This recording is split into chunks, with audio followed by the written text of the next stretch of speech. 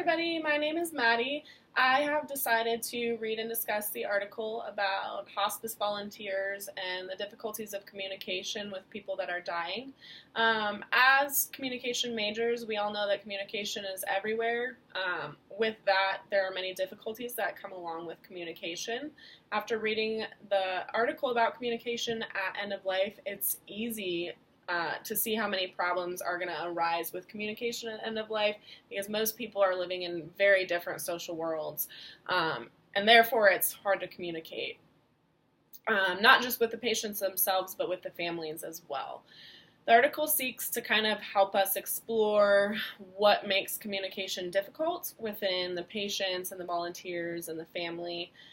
They go over a couple different theories about how to manage, terror and make sure that they have all the information that they need, make sure that they have arrangements for funerals or so on and so forth.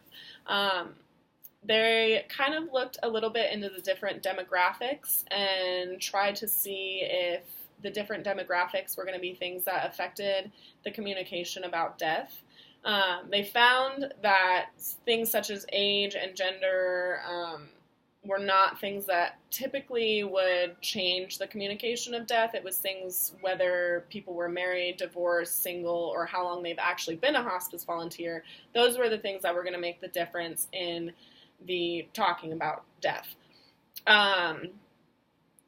So the first question that I decided to kind of look over is, what does this article seek to address, explore, or contribute knowledge?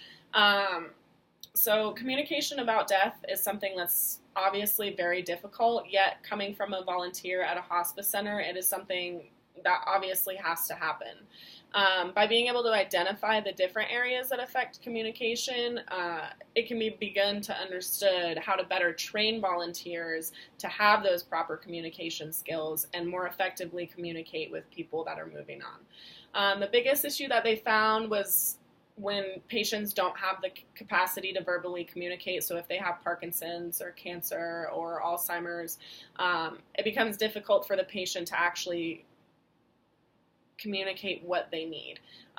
So there has to be more training within that in order to be able to have the volunteers know, okay, this person can't directly tell me what they need, but we have to learn and adapt in order to still be able to communicate with them and get them what they need.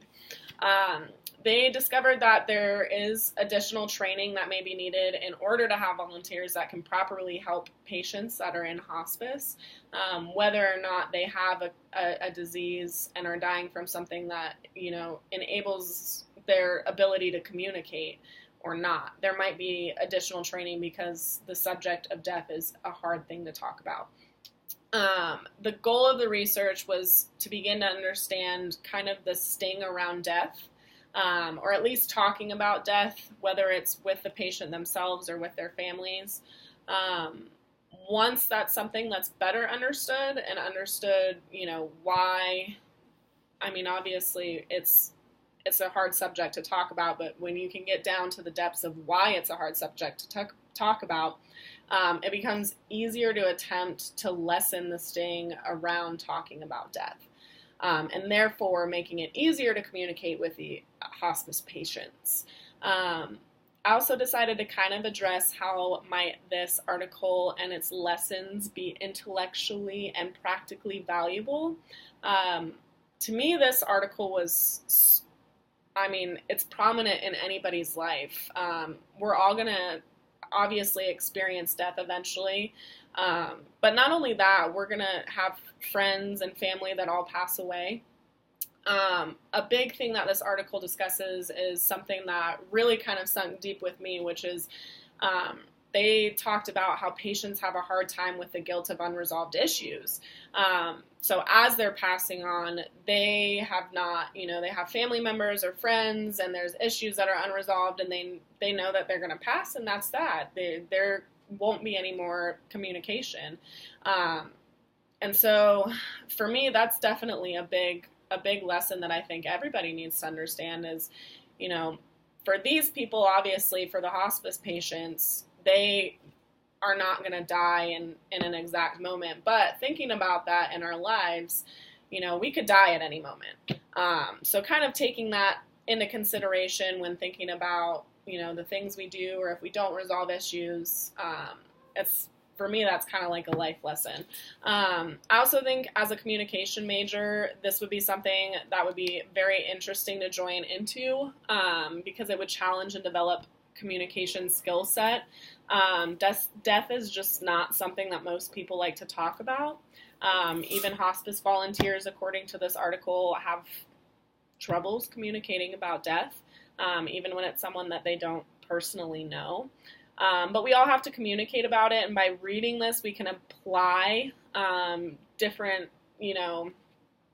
thoughts and ideas, and become to better understand the different social worlds that the both of us are, living in. So overall, the article is one that I think that any communications major should read. It definitely gives a different perspective on something that everyone will experience in their lifetime. And it's really important to be able to understand the different social worlds that, a volunteer, a family member, or a patient is living in order to be able to effectively communicate with those who are dying